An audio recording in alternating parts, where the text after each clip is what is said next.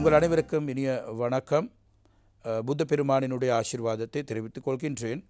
இன்று 2018 8ஆம் மாதம் 20ஆம் திங்கட்கிழமை. இன்று நான் வழமையாக உங்களுக்கு இந்த ஆராதனை நிகழ்ச்சியிலே வசந்தம் தொலைக்காட்சி நேர்கள் அனைவருக்கும் இது நிச்சயமாக நீங்கள் கேட்க வேண்டும். ஆனால் சிலர்களுக்கு இது கேட்கக்கூடிய ஒரு வாய்ப்பு கிடையாது. உதாரணமாக தூர பயணத்தை செய்ய கொண்டிருக்கின்றவர்களுக்கு இந்த ஆராதனை நிகழ்ச்சியை பார்த்த சந்தர்ப்பம் கிடையாது. ஆனால் அவங்கள் மீண்டும் ஒரு நாளிலே, நீங்கள் விடுமுறை நாளிலே, உதாரணமாக நீங்கள் ஓய்வு எடுத்த நாளிலே நீங்கள் நிச்சயமாக காலையிலே நீங்கள் ஆராதனை நிகழ்ச்சியை பார்த்தோமாக இருந்தால் நிச்சயமாக உங்களுக்கு ஒரு சிறந்த மனிதராக வாழக்கூடிய பல ஆலோசனைகளை இந்த ஆராதனை நிகழ்ச்சியிலே காணக்கூடியதாக இருக்கின்றது. அது பெற்றுக்கொள்ளக்கூடிய வாய்ப்பு இருக்கும். இந்த 4 மத தலைவர்கள் மிக தெளிவாக இந்த செயற்பாடுகளை நாங்கள் ஒரு மனிதர்களாக, சிறந்த மனிதர்களாக வாழ வேண்டும் என்று இந்த ஆலோசனைகளை நீங்கள் நன்றாக கேட்க வேண்டும். ஆனால் சிலர்கள் இது கேட்காமல் தவறான வழிகளை செய்து, தவறான வழிகளை சென்று அது அவங்கள வாழ்க்கையிலே இழந்து போனக்கூடியவர்களையும் எமது நாட்டில் இருக்கின்றார்கள். அது நன்றாக சிந்திக்க வேண்டும். ஒரு மனிதர் சிந்திக்க அளவுக்கு, உதாரணமாக எங்களுக்கு சிந்திக்கக்கூடிய சந்தர்ப்பம் அதிகமாக இருக்கின்றன. அதே போன்று எங்களுக்கு உதாரணமாக 2 காதுகள் இருக்கின்றன, ஒரு வாய் தான் இருக்கின்றது. அந்த நாங்கள் நன்றாக கேட்டு ஒரு மிக குறைவாக, அமைதியாக, ஒரு கொஞ்சமாக நாங்கள் பேச வேண்டும். அதிகமாக பேச்சு கொண்டு இருந்தவர்கள் ஒரு புத்திசாதுரவர்கள் அல்ல. புத்திசாதுரவர்கள் என்று சொல்லும் பொழுது அவர் நன்றாக சிந்தித்து தான் செயற்பாடுகள் செய்து வருகின்றார்கள். அது புத்திசாதுரவர்களாக நாங்கள் இருக்க வேண்டும். அசேவனாச்ச பாலானான் பண்டித்தானாச்ச சேவனா, புத்த பெருமாள் கூறியதொரு விடயம். அது இந்த பண்டிதர்களை, அதே போன்று ஒரு புத்திசாதுரவர்களை தான் அவங்களோடு தான் நாங்கள் இருக்க வேண்டும், அவங்களை பலப்படுத்த வேண்டும். அப்படிப்பட்டவர்களை நாங்கள் பலப்படுத்துகின்ற பொழுது எங்களுக்கு ஒரு நல்ல சிறந்த மனிதராக வாழக்கூடிய சந்தர்ப்பம் கிடைக்கும். புத்திசாதுரவர்கள் இந்த தவறான வழிக்கு போக மாட்டார்கள். ஆனால் கெட்டவர்களை மாற்றப்படுவதையும் மனிதர் சிறந்த மனிதராக வாழக்கூடியவர்களாக இருக்க வேண்டுமாக இருந்தால் அவர் நிச்சயமாக நல்ல காரியங்களை செய்ய வேண்டும். நல்ல காரியங்களை என்று நாங்கள் கூறப்படுகின்ற என்ன நல்ல காரியங்களை என்றுமாக இருந்தால் நீங்கள் சிந்திப்பார். உதாரணமாக நாங்கள் எமது வீட்டிலே செய்கின்ற காரியங்கள் மிக தெளிவாக, மிக சுத்தமாக, மிக அழகாக நீங்கள் செய்தோமாக இருந்தால், உதாரணமாக நீங்கள் சிந்தித்து பாருங்கள். உதாரணமாக நாங்கள் ஆரோக்கியமாக இல்லாவிட்டால் அதிகமாக நோய்களை வந்து சென்றே கொண்டே இருக்கின்றது. உதாரணமாக நிச்சயமாக நீங்கள் அது சிந்திக்க வேண்டும். இப்படிப்பட்ட விடயங்களை நீங்கள் சிந்திப்போமாக ஆவிட்டால் நிச்சயமாக நீங்கள் ஆரோக்கியத்தை எதிர்பார்க்கின்றவராகத்தான் இருப்பார்கள்.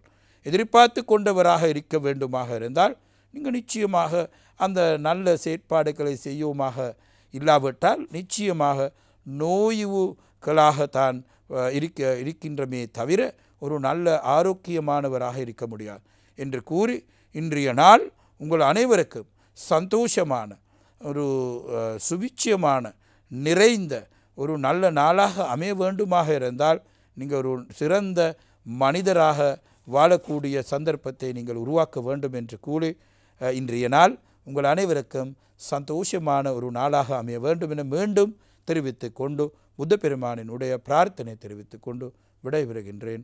நன்றி, வணக்கம். ஓம் கஜானனம் பூதகணாதிசேவிதம் கவிர்த்தயம் பூபரதாரபக்ஷிதம் உமாசுதம் சோக விநாசகாரணம் நமாமி விக்னேஸ்வர பாதபங்கயம்.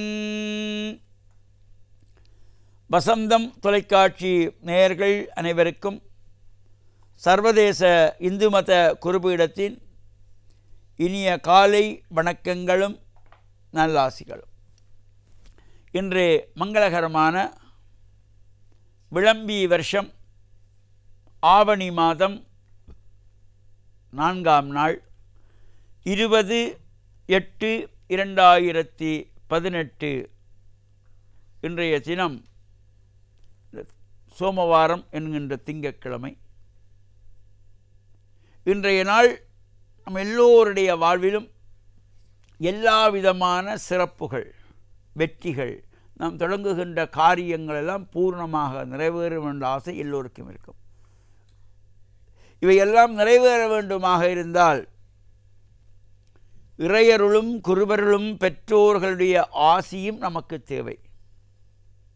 இவையெல்லாம் நிறைவாக கிடைக்கின்ற பொழுது நம்முடைய வாழ்விலே எல்லா விதமான சிறப்புகளும் கிடைக்கக்கூடியது. அந்த வகையிலே இந்த ஆவணி மாதத்திலே வருகின்ற திருவோண நட்சத்திரம் ஒரு சிறப்பு.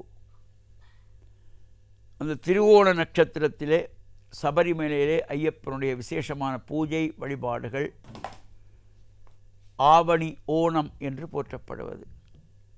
இந்த ஆவணி மாதத்திலே சதுர்த்தி, ஆவணி சதுர்த்தி விநாயகப் பெருமானுடைய ஆலயங்களிலே பல்வேறு சிறப்புகள் கூடியதாக உற்சவங்கள், சங்காபிஷேகங்கள் நடைபெறுகின்ற காலம். அந்த வகையிலே கிழக்கு மாகாணம் கல்முனை நட்பிட்டி முனை ஸ்ரீ கணேசர் தேவஸ்தானத்திலே இந்த ஆவணி சதுர்த்தியை முன்னிட்டு மகோற்சவம், கொடியேற்று உற்சவத்தோடு ஆரம்பமாகி சிறப்பாக 10 தினங்கள் இந்த உற்சவங்கள் நடைபெற இருக்கின்றன. அதேபோல் எதிர்வரும் வெள்ளிக்கிழமை வரலட்சுமி விரதம், கன்னிப் பெண்களும் சுமங்கலி பெண்களும் தம்பதிகளும் கலந்து பூஜை வழிபாடுகள் செய்கின்ற, நாம் கேட்கும் வரங்களை எல்லாம் தரக்கூடிய, சகல வரங்களையும் தரக்கூடிய, இந்த அஷ்டலட்சுமியோடு கூடிய அருளையெல்லாம் தருகின்றவளாக பிரார்த்தனை செய்யப்படுகின்ற வரலட்சுமி விரதம் எதிர்வரும் வெள்ளிக்கிழமை ஆவணி 8ஆம் நாள் 24/8/2018 வருகின்ற வெள்ளிக்கிழமை. எனவே இந்த வரலட்சுமி விரதம் ஒரு தனித்துவமான சிறப்பை கொண்டது.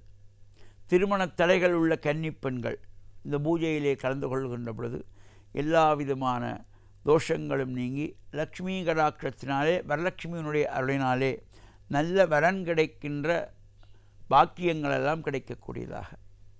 அதேபோல் சுமங்கலி பெண்கள் இந்த பூஜையிலே கலந்து கொள்ளுகின்ற பொழுதிலும் தம்பதிகள் கணவன் மனைவியுமாக இணைந்து இந்த தம்பதிகள் வருடத்திலே ஒரு நாளாவது இந்த பூஜையிலே தம்பதி பூஜையிலே கலந்து கொள்ளுகின்றவர்களுக்கு கணவன் மனைவிக்குள்ளே அந்யோன்யங்கள், புரிந்துணர்வுகள், சகவாழ்வுகள், சிறப்புகள் அனைத்தும் இந்த அஷ்டலட்சுமியினுடைய கடாட்சம் கிடைக்குமா.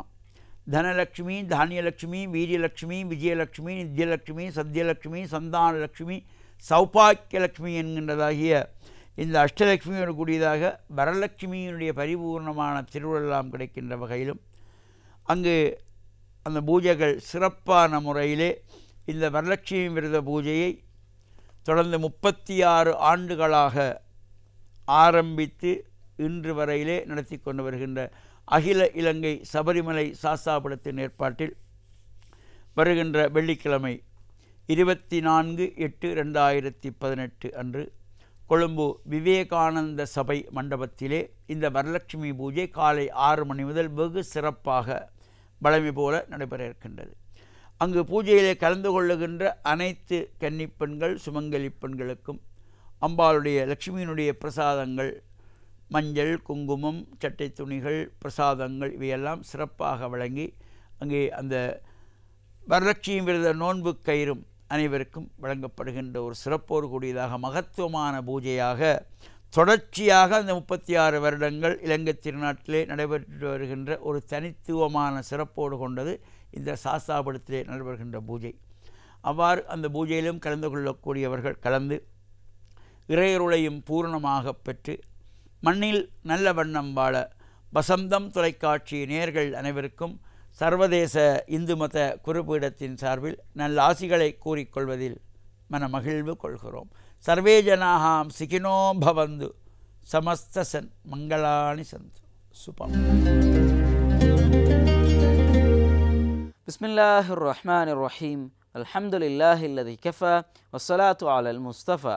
வசந்தம் தொலைக்காட்சியின் ஆராதனை நிகழ்ச்சியின் நேயர்களே, அஸ்ஸலாமு அலைக்கும் வரஹ்மத்துல்லாஹி வபரகாத்துஹு. ஆகஸ்ட் மாதம் 20ஆம் திகதி திங்கட்கிழமையை அடைந்திருக்கின்றோம். இன்றைய நாள் உலகிலே பல மனிதர்கள் ஹஜ்ஜு பெருநாளை நோக்கி வித்தியாசமான ஒரு பயணத்திலே ஹஜ்ஜின் அந்த அழகான சுவாரஸ்யமான வாழ்க்கையிலே மறக்க முடியாத இன்பத்தை அனுபவித்து கொண்டிருக்கின்ற ஒரு சந்தர்ப்பத்தில் நானும் நீங்களும் இருக்கின்றோம். மக்கா நகரிலே இன்றைய நாள் அரஃபா தினமாக துல்ஹிஜ்ஜா மாதத்தின் 9வது நாளாக இருக்கின்றது. அங்கே இருக்கின்ற மனிதர்கள் வித்தியாசமான அமல்களிலும் ரப்புடனான அற்புதமான தொடர்பிலும் இருப்பார்கள். சிலபோது உங்களதும் குடும்பத்தைச் சேர்ந்த எத்தனையோ சகோதர சகோதரிகள் அந்த மக்கா நகரிலே காபத்துல்லாவை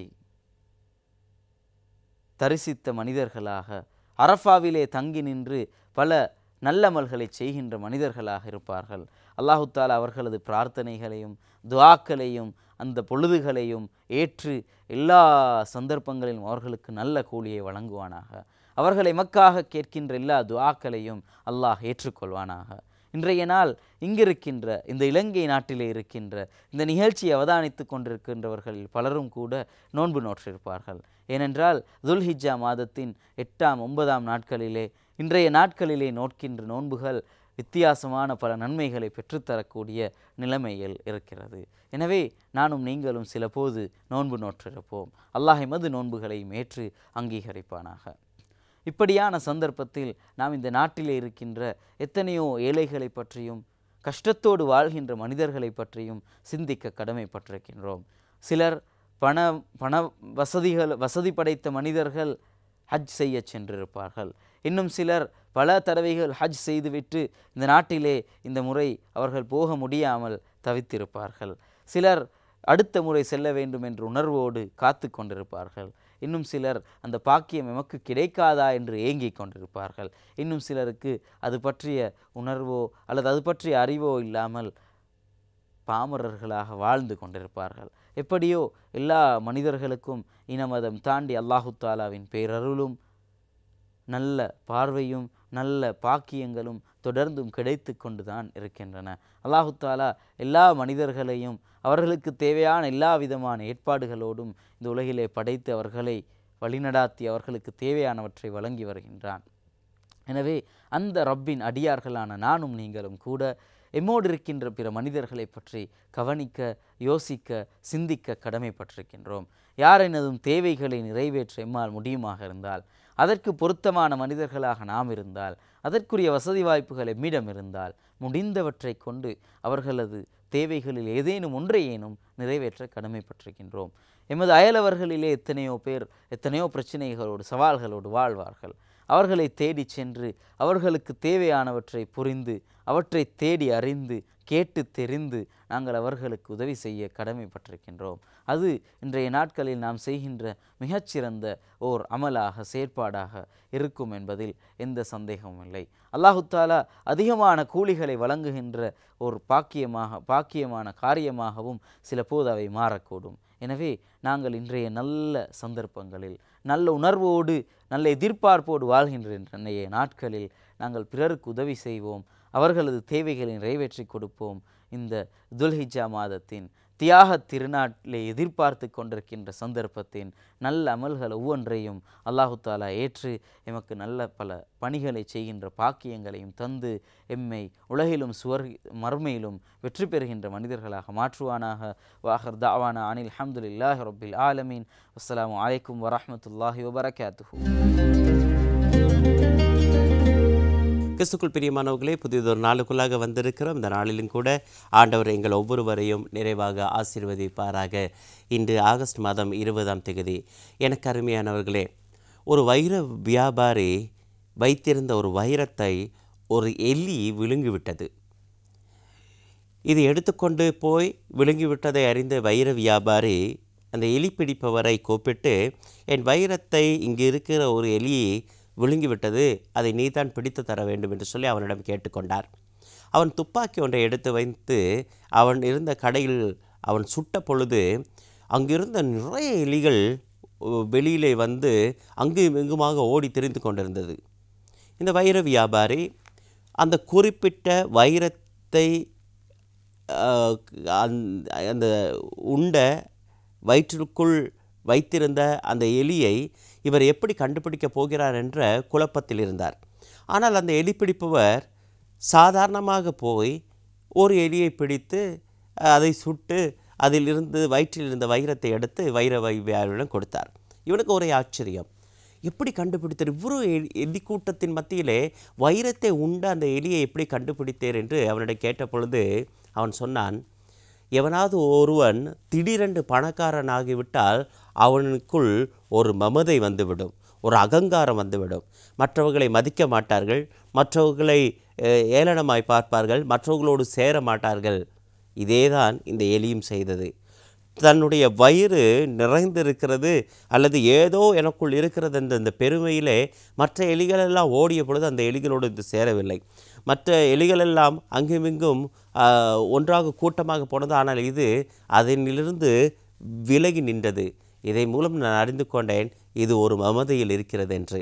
எனக்கு அருமையானவர்களே, இதுதான் எங்களுடைய வாழ்க்கையிலும் சில நேரங்களில் நடக்கிறது. நாங்கள் பணக்காரராகிவிட்ட பிற்பாடு அல்லது செல்வந்தர்களாக எங்களுக்கு தேவையான அனைத்தும் வந்துவிட்ட பிற்பாடு நாங்கள் மற்றவர்களை மதிப்பதில்லை. மற்றவர்களில் எங்களுக்கு கீழானவர்களாகத்தான் நாங்கள் பார்க்கின்றோம்.